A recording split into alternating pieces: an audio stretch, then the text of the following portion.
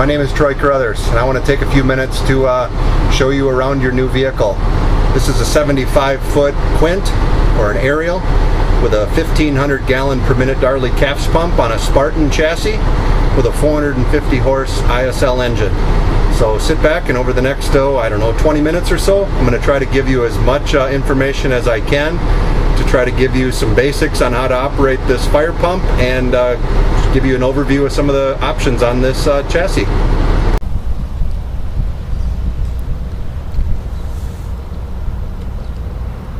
Here we have Darley Job 3502, a custom-built fire apparatus with a 75-foot aerial and a Darley 1,500 gallon per minute fire pump with auto CAFS rated at 220 CFM. This has a FoamPro 2001 foam injection system that's been plumbed to 4 discharges. And today I'm going to do a quick familiarization video showing you how this vehicle operates, some of the functions, some of the features that it has. I'm going to show you how to put the fire pump into gear and give you a brief walk around showing you some of the capabilities of this 75-foot 1,500 gallon per minute Quint. First thing you'll notice is we're on the passenger side or officer side of this vehicle, and this is where the main pump panel is built. So some of the advantages to putting the main pump panel over here on the curbside is that it gets your operator out of the road or the busy side of the vehicle, whether you should be on an interstate, on a divided highway, or even parked alongside the road in the direction that traffic would flow. This gets your pump operator over on the curbside in a theoretically safer location. We have 4 roll-up door compartments here on this passenger side of the vehicle, and a mirror image 4 compartments over on the driver's side of the vehicle. We have a front bumper extension with an Screaming Eagle siren, and a storage compartment with 100 feet of hose for a pre-connected compressed air foam discharge out on the front bumper. We also have compressed air foam plumbed to the aerial. In addition to the high volume waterway, there's a separate discharge for water only to the aerial, and then a more efficient, more effective foam knockdown with CAFS plumbed to the aerial.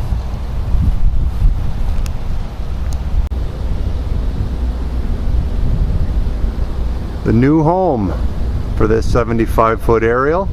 It will soon be leaving here, leaving Chippewa Falls, the home of our Darley factory, and heading to Cordele, Georgia. It's all lettered up, striped up, and ready to head to Cordele. So first of all, a couple of the switches that are very important inside the chassis are your vehicle master switch. This turns on the 12-volt power to the entire vehicle. And then the second switch here is the ignition switch. You need to turn this one on to be able to utilize the ignition and start the vehicle engine.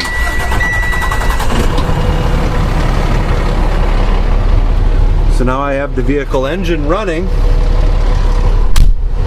This is if I'm not mistaken, a 450 horse Cummins ISL 9 engine.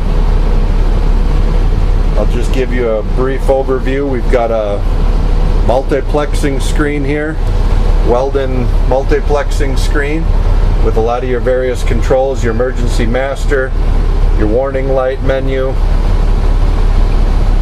home screen, secondary menus, system info, and even getting into some diagnostics and info too. I know it's kind of hard to see some of these screens, but and then we have our pump shift. The main thing I want to focus on here today is the pump shift. Right now we are in road mode with this safety lever in the up position. We're in the road mode. You can run this to the neutral position and down into pump mode as long as you're in neutral. Never touch this shifter unless your parking brake is set and you're in neutral. If you're in neutral and your parking brake is set, you cannot do damage to the fire pump. Never touch this knob if you're in any gear other than neutral. Neutral, it's okay to shift. If you're in drive, do not touch this knob. Now that we're engaged, if I were to put it into drive, this transmission would lock up in 4th gear, direct drive. But I'm jumping ahead of myself here a little bit, so we'll leave this here in pump mode, and I'll give you a quick familiarization of some of the other features of this vehicle. I'm going to go ahead and turn the air conditioner on. I'm going to turn on the check my fan switches here. We've got the low beam on now. I'm going to go ahead and switch it to high beam, double check my lights, and just overall show you that the entire vehicle has been fully tested, functioned. I've got the warning lights on, light bar is on. Let me turn on my hazard switch so we can check those out.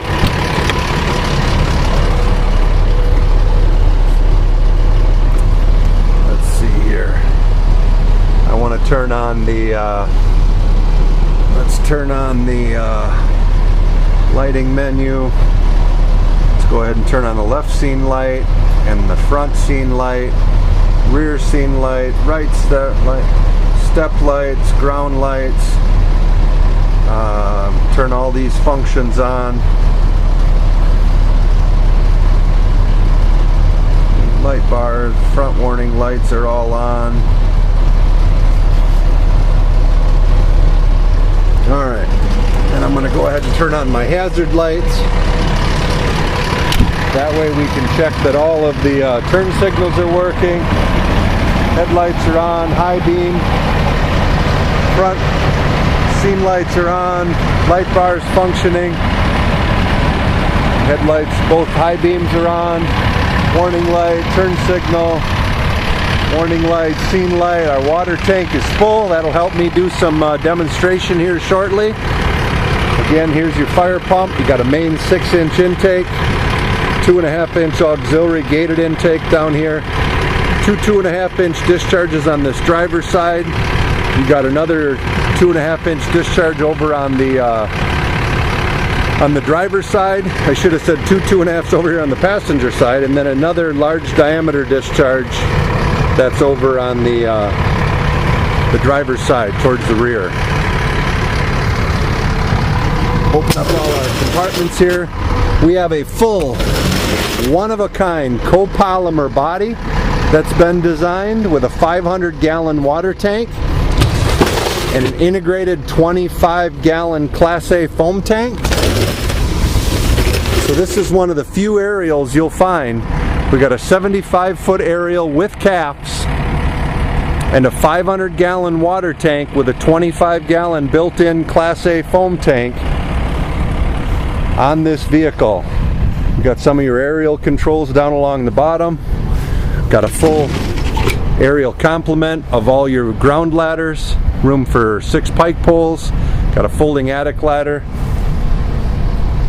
We got the 4-inch inlet to the waterway, which can also be a rear discharge with CAFS, should you want to use this as a discharge from your fire pump. Got your warning lights up on the back. Scene lights are turned on. All the clearance lights are working. Turn signals are working. Got a couple of, got a release. Use a little yellow button. Pull out the tool board, pull it up, and it'll lock into the out position. We got a pair of tool boards mounted in this rear compartment for quick access to your tools. A large over wheel well compartment. Got some SCBA storage, bottle storage built into the wheel well as well. 4 on this side, 4 more on the other side. Got the exhaust over here on the driver's side. We thought of that because you don't want the exhaust over by your pump operator over on the curbside. Got some loose equipment going along with the vehicle. Some axes, your manuals, Another compartment with some adjustable shelf and a pull-out tray. So really pretty well equipped. Got a lot of storage space inside this body on both sides. Also got some exterior cab compartments with some adjustable shelves inside. Got some coat storage hooks. Again, this is mirrored over on the other side as well. Got some coat storage hooks there. Adjustable shelves with the thinking you could put some boots, your turnout gear, hang it in this exterior compartment. Got some EMS compartments here in the back of the cab. One here behind the driver's seat. Another one like a med cabinet, which is also accessible from outside the vehicle over on the right side or the officer side. We got a couple of flip down seats here in the back of the cab, as well as a storage compartment underneath. This is where you'll fill your DEF fluid for your clean burning exhaust, clean burning engine. We do have a HEPA filter also built into the back of this cab with replaceable HEPA filter elements that you'll want to change out every year or two. Service that is all built into your manual schedule. So yeah, this is kind of a quick overview. We got some hard suction sleeves for NFPA compliance up on top of the sides of the body in case you should ever get into a drafting situation. Give you a quick view here up on the aerial. Alright, we'll see how climbing one-handed goes here.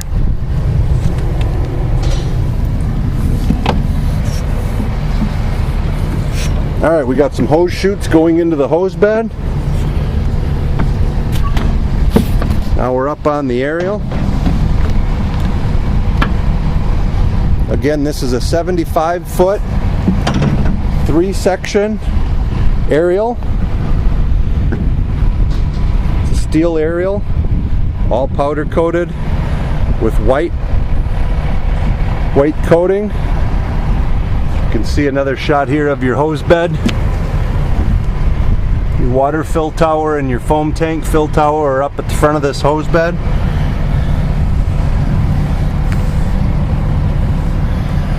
You do have some nice red, white, and blue LED lights that light up when you turn on your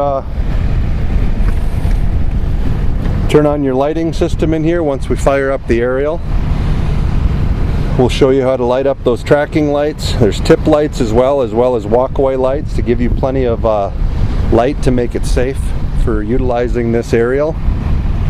There's a flow meter up here and the ability to extend, retract, left, right, up and down, all that with your aerial controls. Alright, so I took a little break to let some of our shop employees make a run for the border here at 3:30. We're just wrapping up their 9-hour shift today, but wanted to get back to showing you kind of an overview of the side of the body. And next I'm going to get back into the cab, fire up the truck once again, and show you how to put the fire pump in gear. And I've got a hose laid out here. I've got 100 feet of 1 3/4 hose so that I can operate compressed air foam.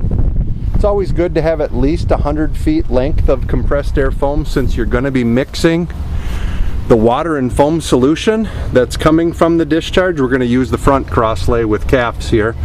We're going to be mixing water and foam solution made by the water pump and the foam injection system with compressed air that's coming from our auto CAFS compressed air control here. So this fire pump, everything you see on this fire pump is how a basic fire pump would be built if it was just plain water.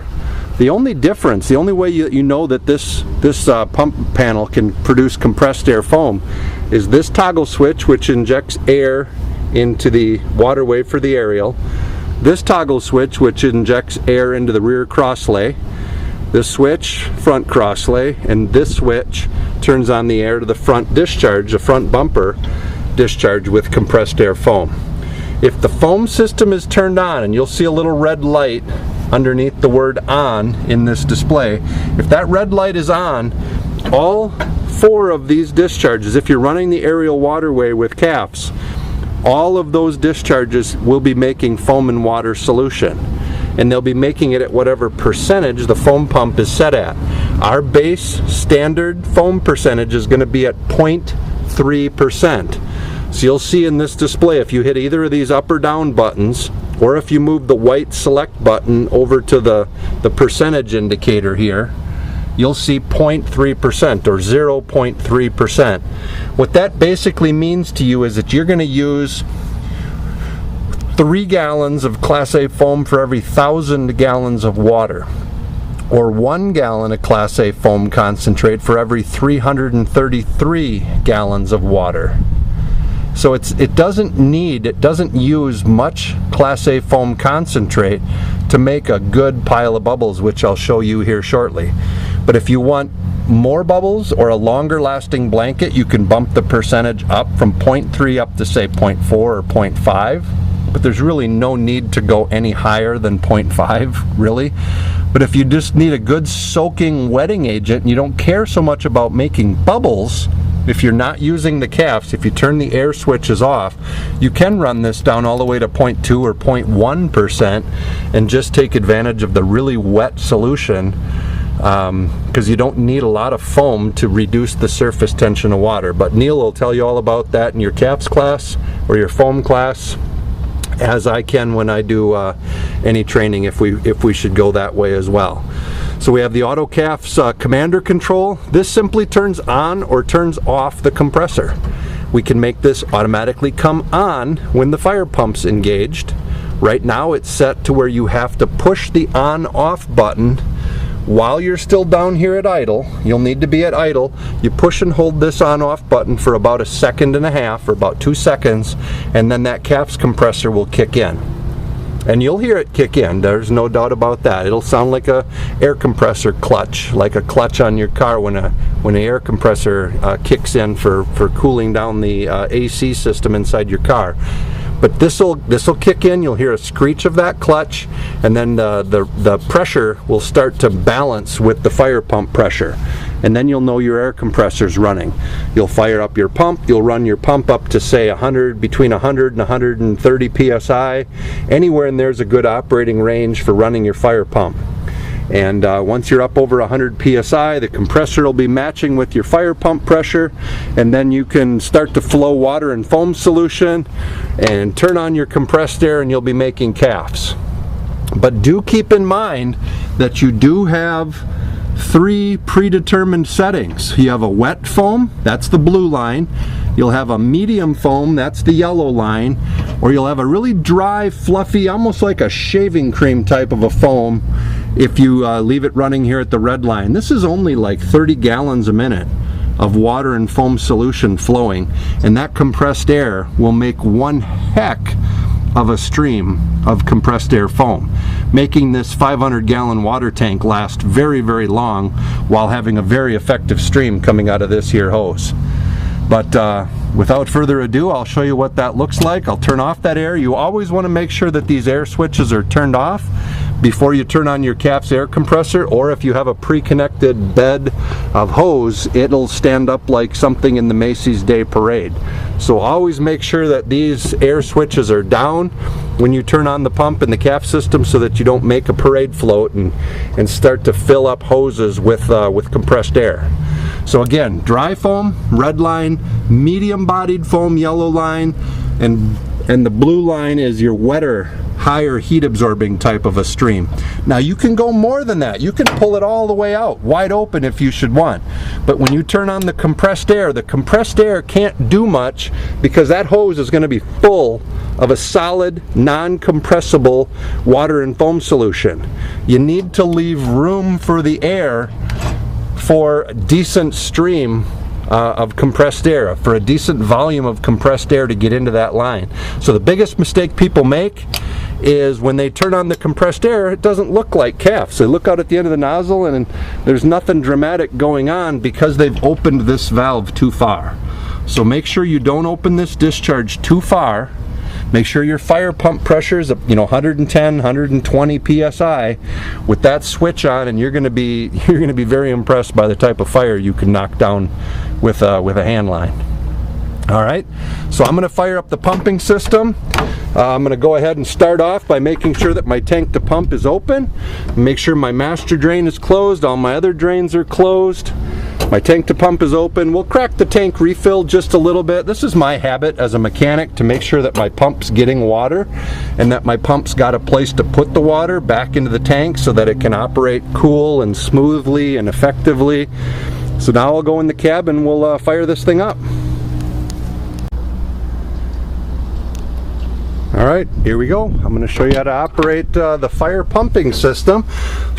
Go with the master switch, turn on power, turn on our ignition switch. I'm going to go ahead and get up here in the cab. It's always good to let those dash gauges cycle through, do their thing. I'm going to hit the start button. Alright, vehicle is running. Again, so let's pretend, if you don't mind, I'm going to hit my parking brake. Oh, my seatbelt's not. Occupant restraint system status.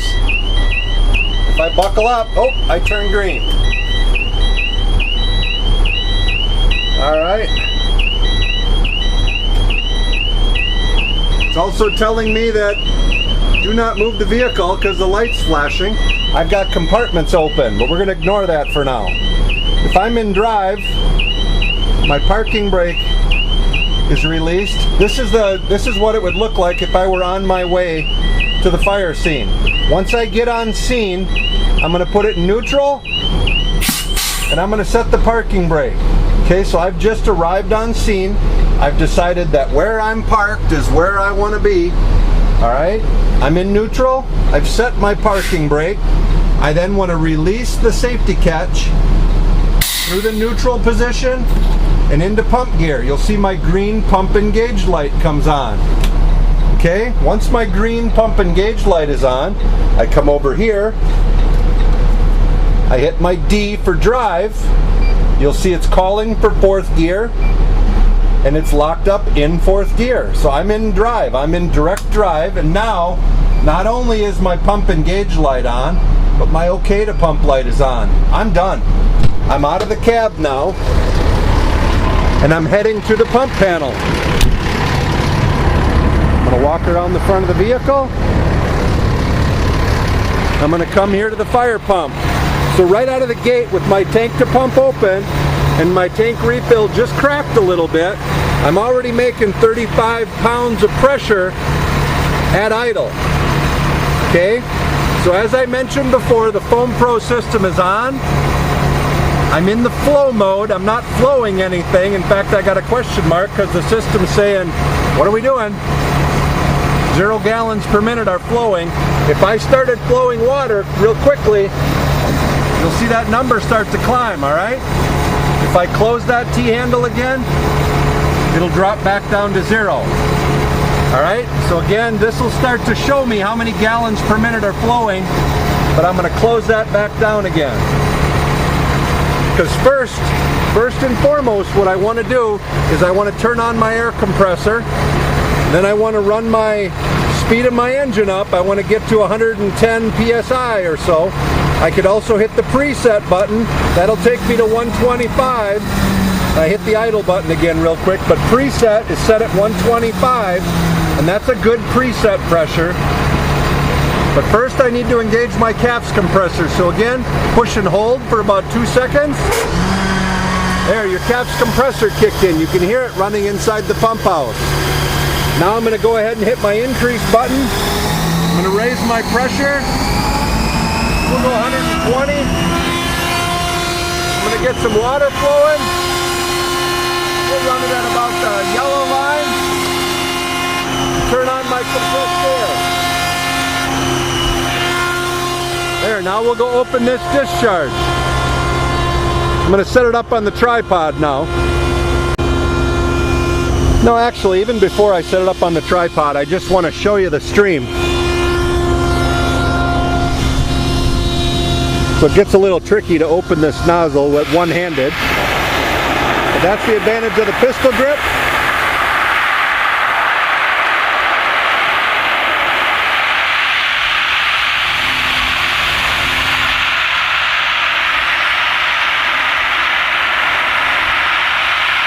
So there you can hear the compressed air foam.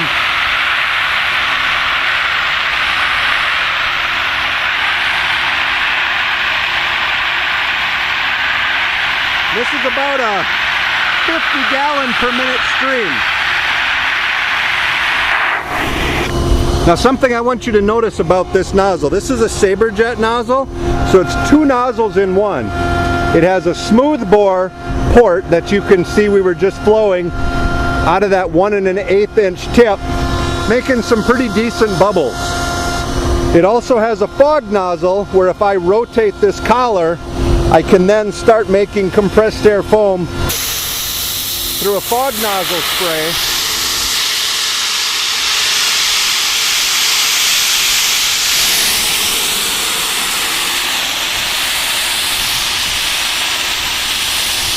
And you can see a much wetter foam as a result.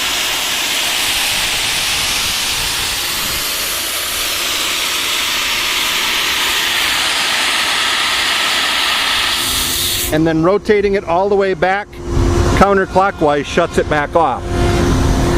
So I will set this up on the tripod here in a moment. And what you need to be aware of is back here at the truck, we're sitting here at 120 psi of pressure on our fire pump, 120 psi of pressure on our air compressor system. But as soon as I shut the nozzle, the foam pump stops injecting foam, and the air compressor system stops injecting air until we reopen the nozzle once again.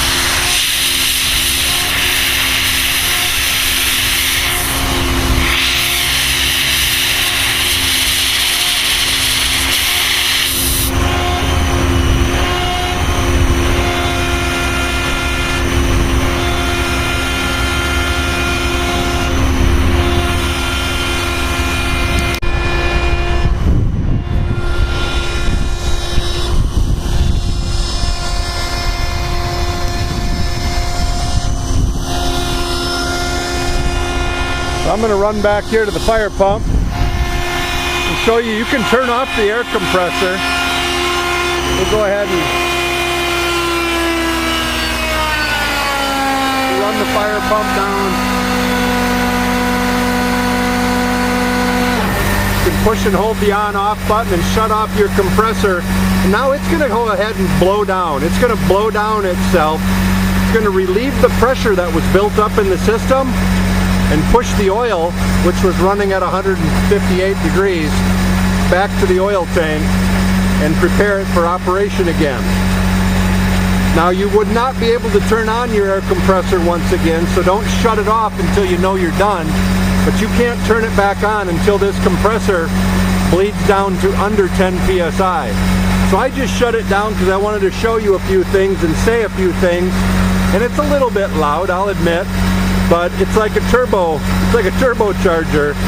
for a vehicle in that it turbocharges that water and foam solution and sends it through that hose line much greater velocity than just plain water or plain hydraulics. So looking at this foam pump, hitting this white button, if I push it one time, so everything we've done so far was 142 gallons of water.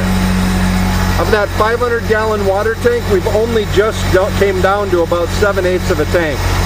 So we used 142 gallons of water at 0.3% of a foam. And our total foam used, we haven't even used a gallon yet. We're probably somewhere around, well, at 142 gallons, we're probably at about a little under a half a gallon of foam, Class A foam used so far. But that half a gallon of Class A foam mixed with that 142 gallons of water has rendered all of this area, which is some pretty dry grass, it's rendered all of that unburnable. It's probably been about, I don't know, 4 or 5 minutes since I sprayed compressed air foam towards the camera. And way out here, 13, 14, this is about 60 feet away. We've still got Class A foam, compressed air foam, hanging in the leaves of this tree. So this Class A foam, compressed air foam system makes very, very tiny bubbles.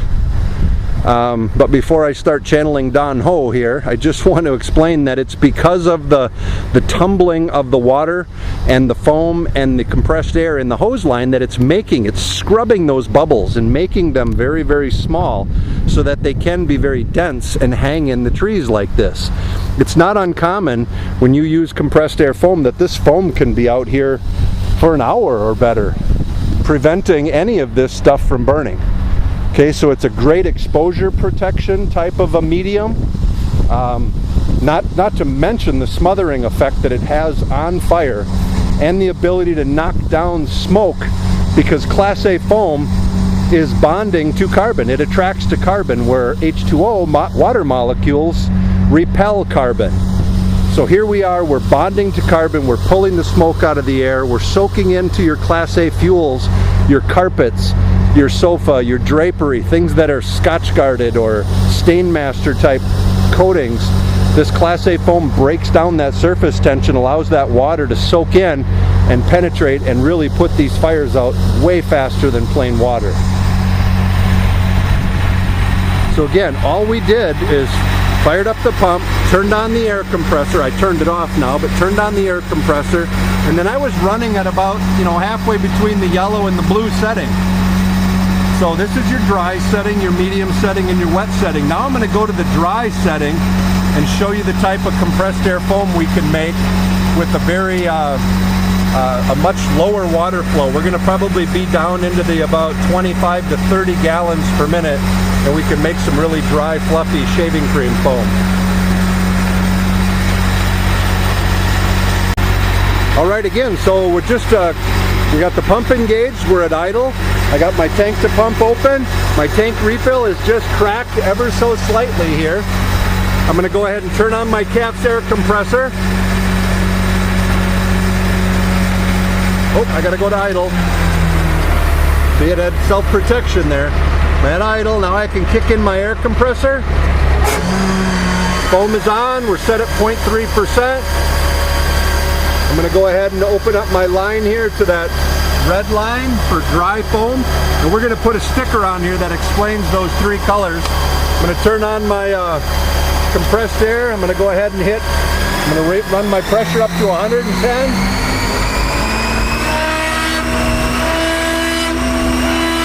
There we go.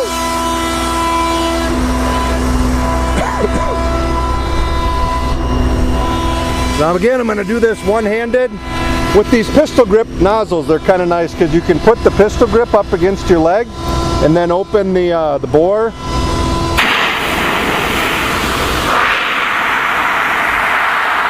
With the nozzle wide open.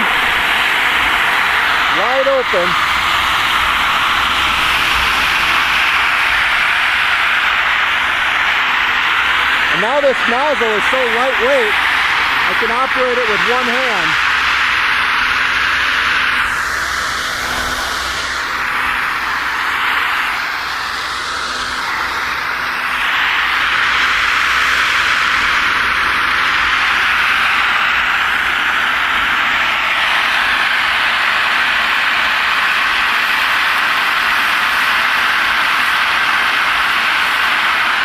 See what I'm talking about with shaving cream foam.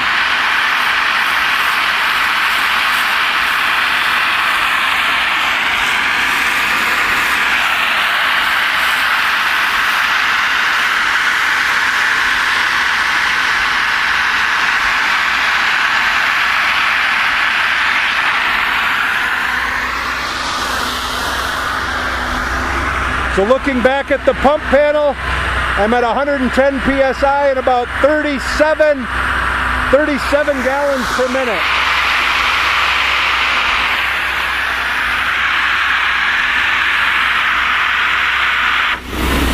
I could even make it drier than that. You can run it right down to about 20-25 gallons a minute.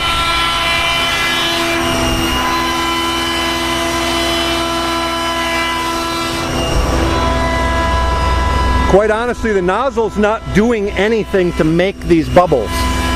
The nozzle is actually, because of the 1 1/8 inch tip, actually destroying some of the bubbles, versus if you just held onto the coupling on the end of the hose or put a 1 3/8 inch smoothbore nozzle on this, you could really make some fluffy shaving cream foam.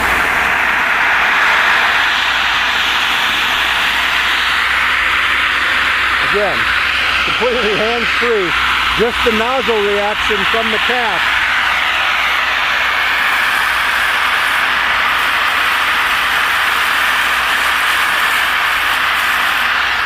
But I'm still shooting about 60 feet, all because of the velocity of the compressed air. And I'll show you what I mean.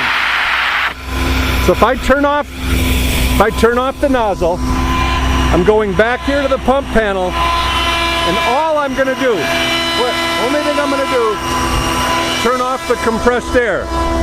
The water flow rate, the foam flow rate have not changed. Well, other than the fact that they're, not having to share space with the compressed air. But I'm going to open up, get rid of the compressed air foam that was in the line. Once that surge of compressed air foam is out of the line, this is the reaction of what that air was doing. Here's the water and foam solution without compressed air. This is what 30 gallons a minute of water looks like at 110 psi through an 1 1/8 inch tip. That's an 1 1/8 inch tip, about 30 gallons a minute. That's how effective it is without compressed air. Again, I'm going to shut that off. I'm going to go back to the pump panel, and all I'm going to do, turn on the compressed air. We got a label on here now. All I did was flip a switch which sends 60 cubic feet per minute of your 220 cubic feet per minute air compressor, 60 feet per minute of 60 cubic feet per minute of air added to that stream. When the air gets here, there's compressed air foam. That's 30 gallons a minute right there.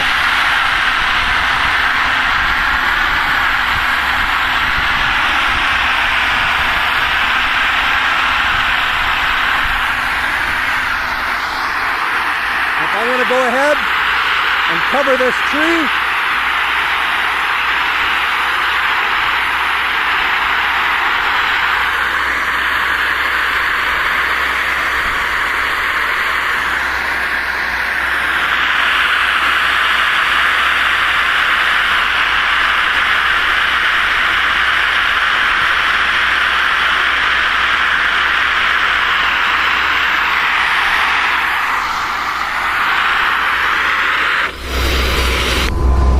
Sorry for the bootleg video here. But you can see the foam that I'm walking through on the ground. You can see the effect of that compressed air foam hanging in this old white pine tree. It just sticks and coats and leaves a very dense shaving cream type of a foam that I guarantee there's no wildfire going to roll through here. Nothing's going to burn this stuff for quite a while. In fact, this grass will probably need to be mowed way before any of the rest of the grass in this yard. You can see some of the foam we shot out earlier is still standing on the grass over there. So this baby's quite a machine. If you ever have any questions on it, please don't hesitate to call me. Look me up on YouTube, TROYCAROT. Back when YouTube was first created, that's all the more letters you could have. My name is actually Troy Carruthers. I'll put some information here on the screen when I edit this video. Feel free to ask me any questions you've got. If you don't feel that adding a little bit of Class A foam and a lot of compressed air to your discharges to make the water that's flowing through your hose lines more effective, then I've not done my job. So I'm the compressed air foam system manager for Darley, as well as the contract administrator for this vehicle. And if you have any questions on our CAFS system or on our vehicles in general, please don't hesitate to call. I can't answer every question, but I know the people that can get you the answers. So with that, I'm going to show you how to flush out the system, how to rinse out the hose line, and how to shut the pump off. So all we need to do, turn off the air, turn off the foam, you can hit idle. Once you're down at idle, you can turn off the air compressor, or you can let it run. You could literally use the compressed air to blow out this hose line. You could leave these discharges off and just turn on compressed air, and this hose line could be a pneumatic air line. You could be putting an air chuck out on the end and running air tools, filling up airbags, blowing glass or debris off of an accident scene out on the road. This is just another way to get air into that line. But I'm going to shut that air off. I got the foam system off now. The red light is off. We just need to open up that valve. We'll bring the pressure up just a hair. And now we'll go open that nozzle until it's running clean water out. This is all you need to do to flush our pump out. People talk about how hazardous the foam is. Well, this is Class A foam. This is just soap. It's just detergent. No different than what you wash your dishes with or wash your hair with. Note, there was stored energy in this hose. We had 100 feet of stored CAFS extinguisher in this line. Once all that compressed air foam comes out, now it's just plain water pushing the suds and the soap out of this line. So this is probably about 60 gallons a minute of just plain water. Once we're getting clean water coming out of the end of this nozzle, we know that our stainless steel plumbing back at the foam pump, or back at the water pump, is all cleaned out. So that's pretty much good enough. You probably use more water, quite frankly, flushing out your hose line than you do to knock down most pretty big fires. With 100 gallons a minute, with 100 gallons of water at about 50 gallons a minute, I can knock down a lot of fire. And then it takes me about 100 gallons of water to rinse out the line when I'm done, before I put the truck back in service. So now that I've got that line rinsed out, I can shut this discharge off.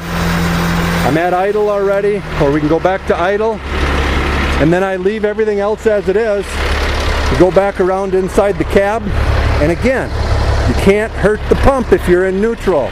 So when you want to disengage the fire pump, don't touch the pump until you're in neutral. Push N for neutral. The drive line will come to a stop. Now you can shift your fire pump through the neutral back into the road mode position. You can release your parking brake, buckle up your seat belts, make sure all the compartments are closed up. You can hit drive and you can drive it home.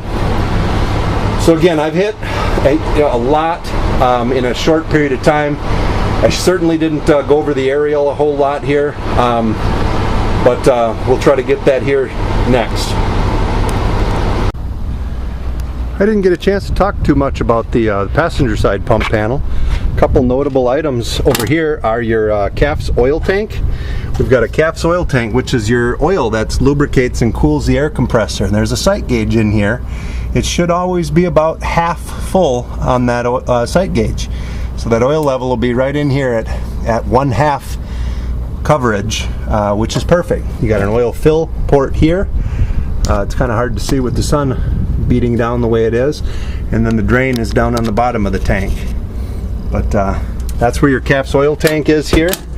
And then when you open the side panel, lift and turn these latches, you can see some of your plumbing. We got a secondary air pressure regulator in here for controlling the amount of air pressure that goes to your air outlets on your side panel. These are for when CAFS is engaged. You have air tool outlets that have lots of air capability that run off your CAFS air compressor. Inside here you've got your CAFS oil filter. Recommend changing that oil filter every year. Keep an eye on your air intake hose. Make sure it doesn't get any abrasions or any wear. You got your rear crosslay there, the front crosslays over on the other side. Your foam tank and your foam level sensor is there. You got your water tank refill valve here with this hose going into your tank refill. Just a couple of notable items inside this side access panel. And then over on the other side, this side we don't have to contend with the sun. Behind this access panel, got quite a bit more to see. So your foam system inject valve is set here. Don't ever turn this into this position. This is just for calibration and flushing of the system. You really shouldn't need to use this much unless you want to prime the overboard pickup hose. You do have a large 3/4 inch hose here that's tied up that you can try different foam concentrates, or once every year, if you go to my YouTube video, you can learn how to use just a warm bucket of water to flush out your foam pump system using these two valves. So I recommend you go and take a look at that. If you're in the maintenance side of things, we got some really nice LED pump compartment lights in here for whoever's ever doing service. You're going to appreciate these LED compartment lights. And then last but not least here, we've got all of your airflow valves and the electric motorized valves that are actuating whenever you flip one of those CAFS air switches out on the pump panel. It'll then fire one of these airflow valves to turn on air to the specific discharge that's getting compressed air. Okay? And then the auto balancing system for the compressors right there. There's no maintenance, there's nothing you really need to do to that on a regular basis. Just let me know if the water pump pressure and the air compressor pressure aren't staying perfectly balanced to one another within a few pounds of pressure. Some of it can be just the error in the gauge that's reading it, but it's very important that the air pressure and the water pump pressure stay operating. And again, we'll talk more about that in the classroom portion of the compressed air foam training. So there you go. Hope that's a good enough brief overview of how this CAFS system operates. And again, if you have any questions, just give me a holler. Thank you. Again, Troy Carruthers here. Thanks a lot for taking a few minutes to watch this video. I hope you found it informative. If I missed anything or covered anything too quickly, please give me a holler and let me know. Enjoy your new vehicle. Thanks very much.